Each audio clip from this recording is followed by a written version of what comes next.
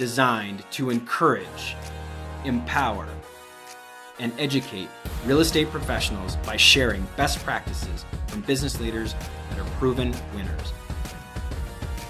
I'm your host, Kyle Malnati, and this is Calibrate Real Estate. Broadcasting from the Mile High City, thank you for tuning in to the Calibrate Real Estate Podcast. I'm your gracious host, Kyle Malnati, and I am so excited to give you the second, number 2 installment of Dear Younger Me. These are words of wisdom from mentors. You know, these questions that I've been asking over the past 4 years. Back in August 2014, when I started podcasting, I really didn't know much about what I could expect. But these past 4 years, the answer to this question has really been the advice that I wish I knew when I was 22. And it's become my goal to share that with lots of people as they listen to our podcast. So it's my favorite question that I ask. When I'm interviewing someone brand new, I do ask that question. And those of you who have listened to the podcast for a long time know that. And I'm so excited to share the second installment of these words of wisdom, Dear Younger Me answers from some of my favorite guests. Some of these episodes are quite a bit old in the archives, and some of them are brand new. So I hope you enjoy it. These are handpicked by my producer, Kayla Davis, and myself. And as I love to say, thanks for tuning in to the Calibrate Real Estate Podcast. We will see you around the neighborhood.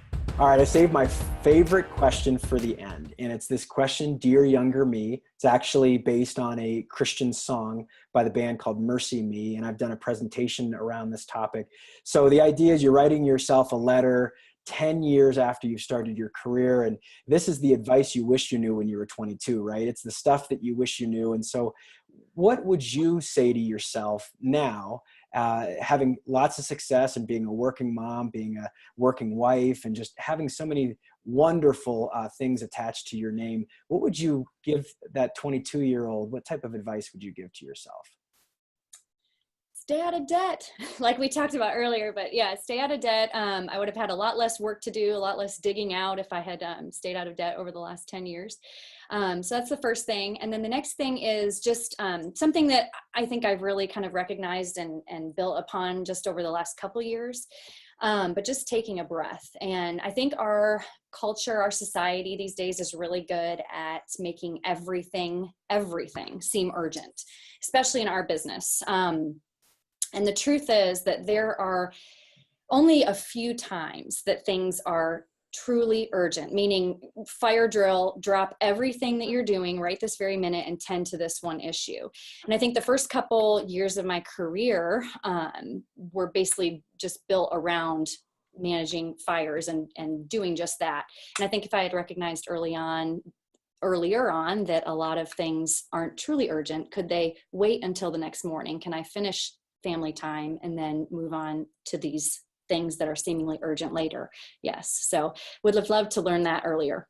Well, and it's great advice. It's one of those things that I've learned the hard way, right? You have a brunch that gets disrupted by a text message from a client and you feel like, I got to jump on that right away, or an email, or even a phone call. And I want to give everybody that it's either watching or listening to the podcast permission to say, you know what, there's time that you need to actually have respite or relax, or a Sabbath, as they say in the Bible. And it's really important. People who are highly successful. What book are you reading right now? Yeah, so actually right now I'm reading The Advantage by Patrick Lencioni. And it's, it's been great for me and timely. Sometimes you're reading something that just hits you. Mm-hmm. So as I was when the student's ready, the teacher appears. Right. I've been reading this book, and The Advantage is really the flip side of some of the other books that he's written: 5 Dysfunctions of a Team, Death by Meetings, and it really looks at how organizations can become truly competitive through focusing on organizational health. And so it really looks at the way in which organizational health and organizational clarity about what you're doing really can drive an organization's success. And our organization is now moving, and my leadership journey is very much moving from where I've been the leader and running a team to really being my job to build the leadership team and support those leaders who are now the leadership energy that drives the organization. And one of the things that always is a tremendous, sort of perspective setting, but also very humbling and sometimes scary, is that organizations really reflect both the great things and the less so great things of their leaders and their leadership team. And so as you work to really fix those small things in yourself and fix those small things in a team, in a tight team, we always say that before you have a powerful big group, you gotta have a powerful small group. Before you can have a powerful small group, you've got to sort of focus on fixing yourself. And so that's been a great message for us and for our team right now at this time as we go through that transition. Finally, what advice would you give to an aspiring investor? Someone that's looking at doing this for the first time, they've seen Bo and they say, I know you're wildly successful. How would you give them advice on making their first real estate investment? Yeah, I always say, whenever I think about doing something new that I don't know a lot about, I always start by saying, like, what kind of team do I need? What kind of people do I need to learn from? So I think I would start out by trying to find a great team. And maybe just at least the first core pieces of that, which I think, if you're going to be buying a apartment building or a piece of commercial real estate, that really starts with a great real estate broker, a lender, if you're going to be financing the property, and potentially an attorney to help you with that. And so that becomes your team that allows you to really speed up your learning curve because they're going to have the experience and the reps that maybe you don't have. I think the second thing you want to do is you really want to understand. We talked a little bit earlier about context. You want to do some research, you want to do some analysis. You're never going to know everything there is to know. There's always going to be some unknowns in every real estate transaction, but you want to know what the key things to look for are and what's happening around the property that you're buying, what's happening in rents and other buildings around there, and what the future of that specific asset is. So I'd say it's about getting the team, doing some research, and then finally it's about being ready for a rainy day. I say the typical mistake that every entrepreneur makes, whether they're someone's going to invest in apartment buildings or they're someone starting a new business, is that they lay out a plan, and usually their plan's not that off, but they assume that everything's going to go right. Right. And the reality of life is nothing ever goes 100% according to plan. Yeah. And so you got to be ready for the rainy day. Yeah. You got to have the course correction, and you got to have the staying power to make it through that lost tenant or that broken pipe or the roof leak or whatever the things are that come up in owning real estate. If you can sort of make it through that, you can be very successful in real estate. Real estate's a phenomenal investment because real estate's something that over time, basically all ills are cured. Yeah. Time heals all in real estate. And so it's really about knowing whether or not you can last the course and you can stay the course. And real estate becomes a tremendous vehicle for your success and for your future. That's awesome. And the thing that I'm hearing there as you're talking about being prepared for the rainy day is, having a great retained earnings account. When you are getting good rent and you're getting increases in your rent roll, stocking some of that money aside and making sure that you're creating sinking funds for your major capital expenditures like your roof and your boiler, and just making sure that you're not spending all the profit that you have right away. And that's good sound advice for any business, whether it's real estate or just a small business that you're operating. We always love to share a quote on the Kyle Malnati Show, and Bo picked a great John Wooden quote. The late great basketball coach for UCLA, most NCAA championships of any college coach, and it's the little details that are vital. Little things make the big things happen. And again, that's by John Wooden, UCLA's basketball coach. And why did you pick that quote? Yeah, I picked it because it says little things make the big things happen. And we've got a saying in our organization, think big, act small. Think big, act small. They say that people usually grossly overestimate what they can accomplish in a short period of time, in an hour, in a day. We experience this all the time in our lives. But we vastly underestimate what we can achieve over a longer period of time. And so we always say we want to think big. You want to start with a big vision. You want to aim high. You want to have a purpose. You want to have a mission that's large. But then you got to be willing to take small action, because it's the accumulation of those small actions that ultimately make that big vision possible. And I think that sometimes when folks are looking out and they see either they're thinking about something they really want to do to be a success, or they're talking to other people who have been successful in something they want to be successful in, they think just about the end point and they get frustrated or focused on that. And success in life usually happens gradually and then suddenly. There's some accumulation of little things that you need to do every day. And our ability to do the small thing while keeping the big thing in our minds, in our hearts, and in our vision is ultimately what over time creates great things. Bo, this has been such a special opportunity to sit down with you. I thank you for your time and just for sharing your wisdom. Rounding out our interview, I love to end with this question, and it's based on a presentation that I do. It's also based on a song that I really enjoy, and it's this idea of Dear Younger Me. You're writing yourself a letter, or you're writing someone a letter that is younger than you. And based on some of those failures that we talked about, some of those things that maybe didn't work out as well, what advice would you give to that 22-year-old? It's the advice you wish you knew when you were 22. And what would you share with someone? Building consistency. So right now I have struggled with being consistent with my CRM. So while I've been pretty good with, like, I have the list to do the Popeyes, it's hard for me to set up a system to be constantly adding the new people. Because some days there will be 4 or 5 people that have called in that might be a potential seller in the future, and setting up that consistent schedule of I add them at this time every day and all of that. So it's just that setting up the system so you're consistent from day one. That I really still struggle with, and I wish I would have started it at the beginning, because I'm still trying to catch up to some of the people that I missed out on in the meantime. And then also setting those routines when it comes to the mornings. As a non-morning person, I don't start my business typically till like 9:30 or 10 in the morning. I'll go work out at like 8:30 or 9, and then I'm finally getting into real estate by that time. And I tend to work until like 1 o'clock in the morning. And so from day one, I wish I would have kind of shifted my business to just make a better work-life balance and keep the focus on the family time. And so that stuff that with the Miracle Morning I'm working on right now is structuring more of the family time. Well, I think that that's just an act in intentionality, right? It's the same thing with doing a budget. It's the same thing with having a business plan. As corny and maybe as calculated as it sounds, you need to have a plan for your family, right? You need to have a plan for how you're going to spend one of the most precious resources, which is not money, it's time. We all have a finite amount of time. Every single one of us has the same amount of hours in a day, and you get to choose how you get to use those. And I think it's wonderful that in the real estate industry we have this flexibility. But the flip side of that coin, there's always the other side of the coin, is that sometimes it just never seems like it stops. And I've found that turning your phone on do not disturb or turning it off for an hour.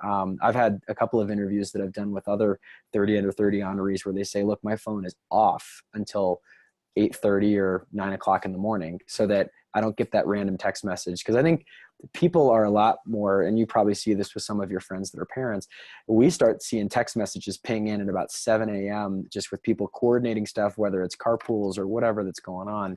And I think that text messaging has a way of kind of infiltrating your life more so than the phone does early in the morning. So there's a lot of different ways that you can time block so that you appropriately allow your family some space. And I think it's great that you've understood that, look, this is just the way I'm naturally wired. And the way that you need to get work done is, for you might work till 1 in the morning.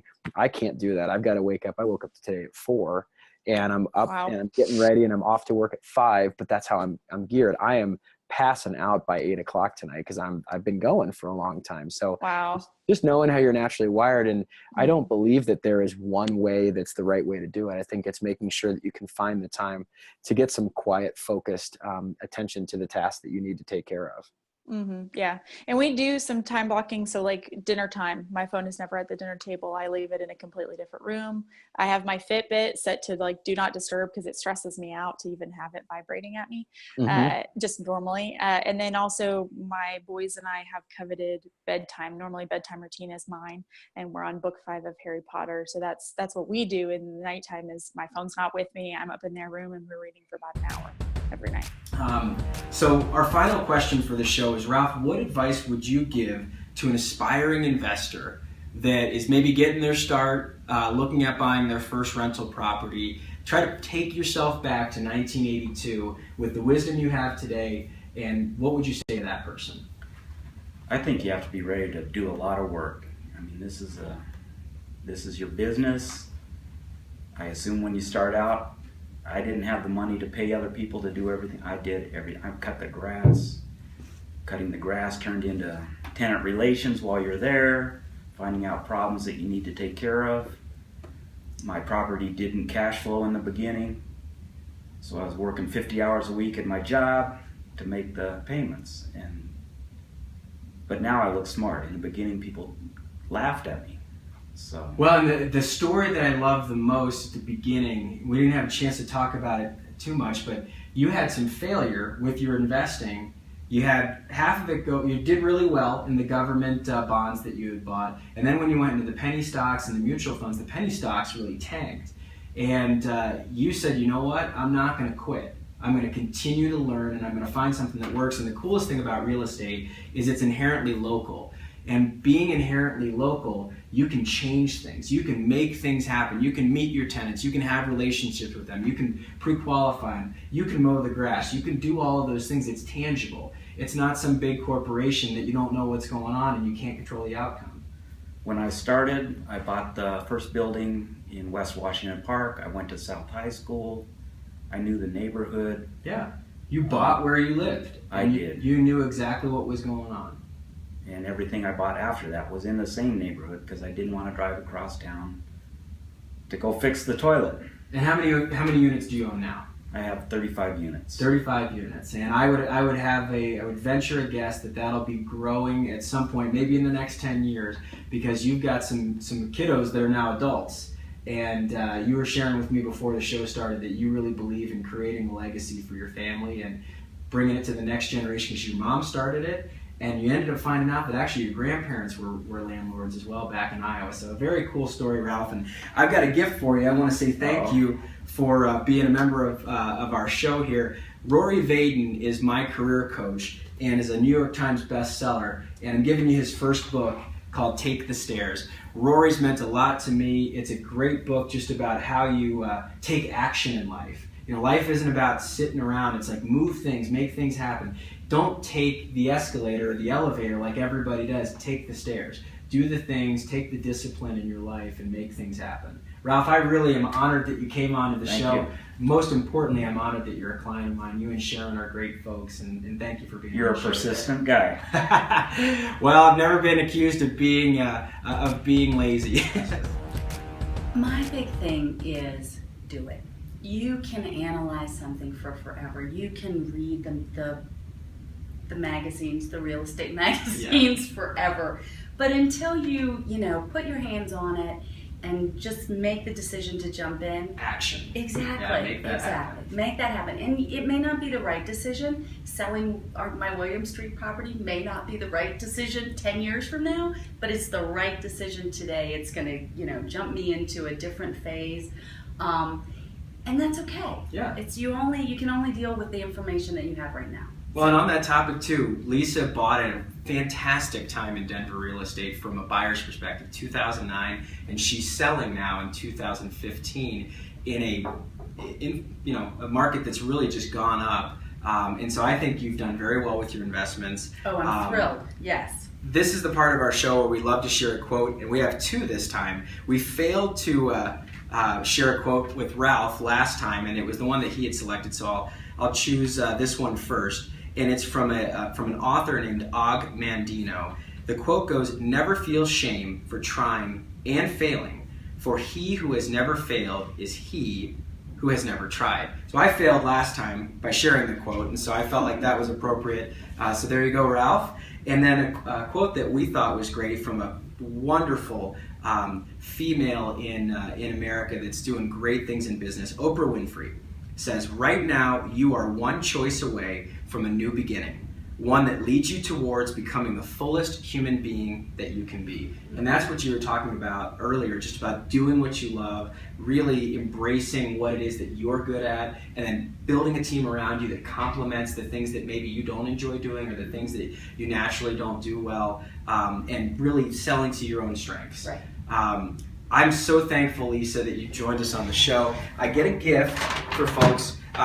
You're a mom, and most parents love a good bottle of wine. Oh, so I got you a bottle of wine, and aren't you so once you're sweet. finished with your other book, I got you Strong Mothers, Strong Sons by a wonderful author named Meg Meeker. Meg is someone I've been following on Twitter. You can follow me there at Kyle Malnati. And Meg Meeker is a psychologist and fabulous author about the gender differences between parents and children. So, dads and daughters, and then also mothers and sons. And so my wife is reading this book, and I'll be reading it as well. And so hopefully you enjoy it. Thank you so much, Lisa. There's this idea that I have that I enjoy asking this question to any guest that I've had on a podcast, which is this idea of Dear Younger Me. And it's you're writing a letter to yourself or someone that you know that may be in their early 20s. And it's the advice you wish you knew when you were 22.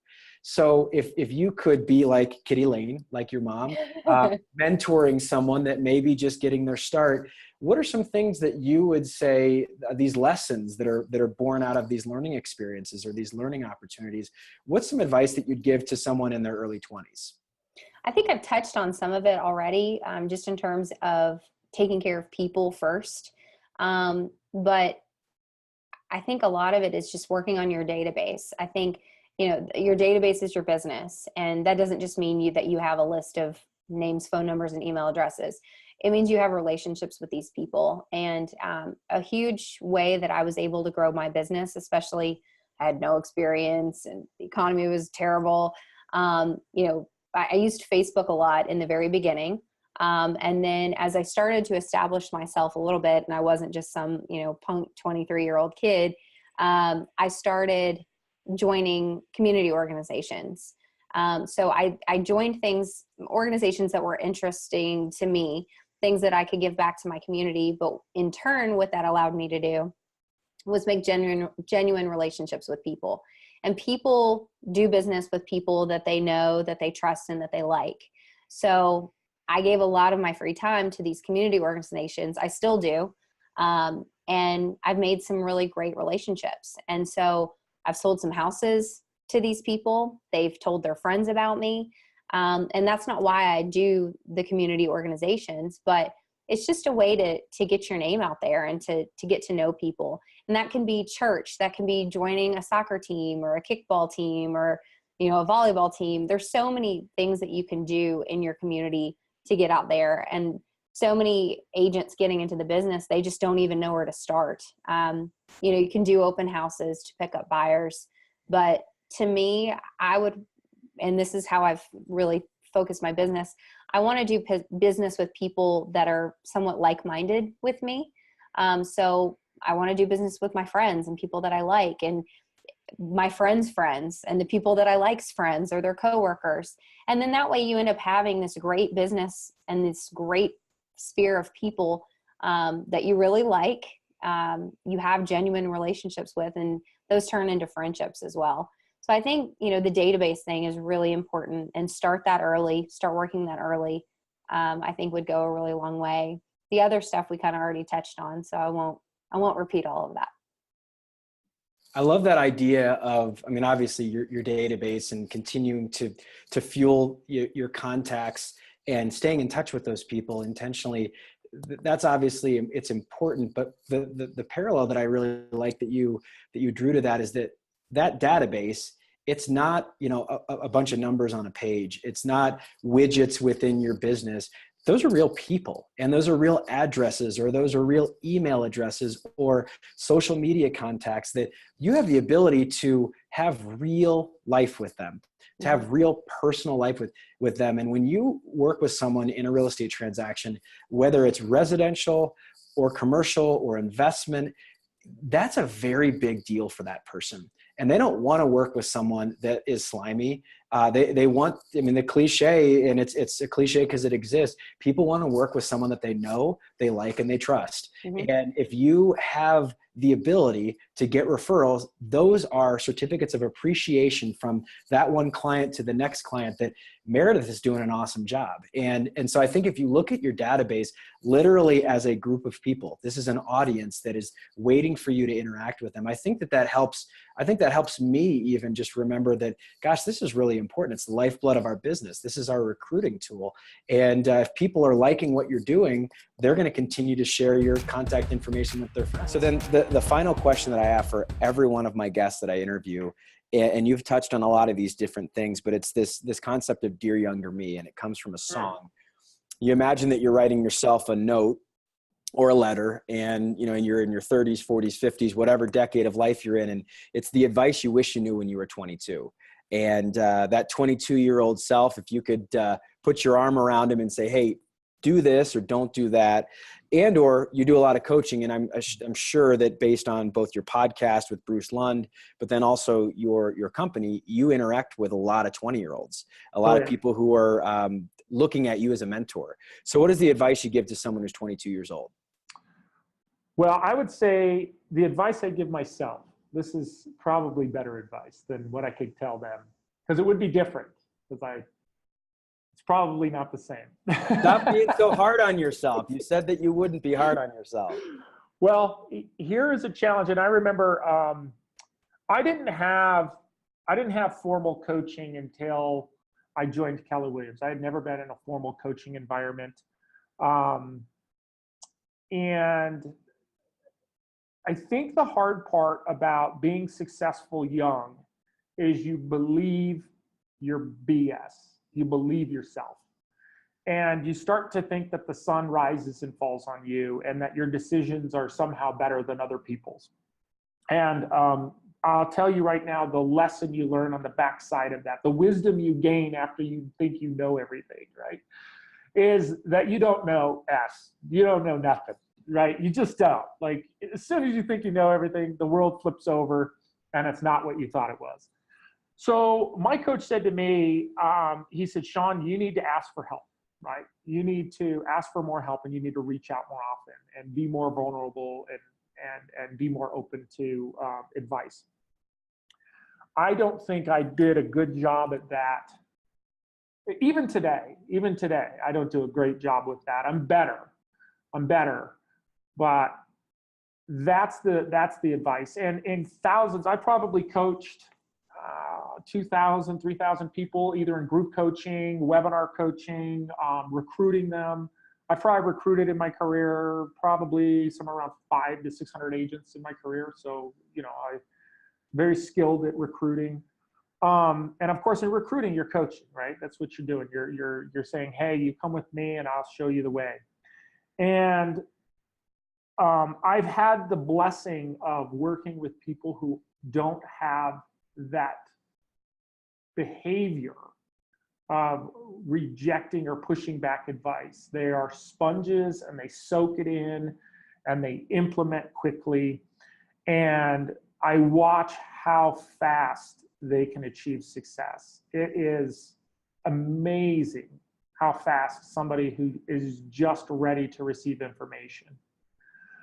The other thing I'll say is, the other tendency we have, I think, as humans, is we don't make the tough decisions until we're either pressured in a corner to make them, or we're financially bound to have to make them. And I think making the tough decisions when you don't have to make the tough decisions, right? When you're not financially bound to have to make the decision, that's a skill too. If you can learn to do that, and that's where coaching and having somebody else who's looking from a third party perspective saying, look, I know that you're waiting to make this decision, or you don't want to make this decision, but this is the right decision.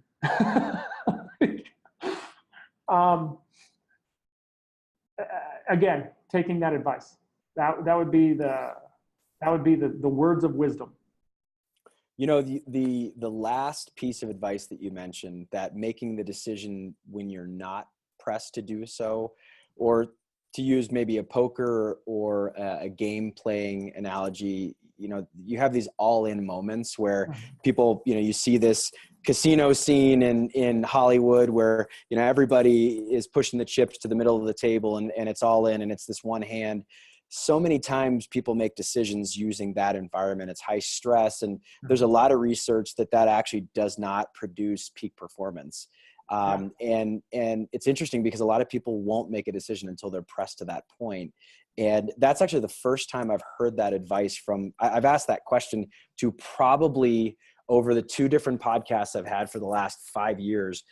I probably asked that question to over 200 people, and I've never heard that advice. And it is so true that when you're a leader, developing that skill of making a decision where you're not forced to do something, but you feel like that's the necessary next step, and being mature about making a hard decision, even though you're not financially forced to do it or otherwise backed into a corner. That's a very wise piece of advice. We're at the end of our time together, and Sean, this has been one, and I'm not saying this just to boost you up. I mean, this has been one of the most meaningful interviews I've ever done. And I'm just very honored to share this platform with you. That last little segment of, learn, grow, encourage, educate each other.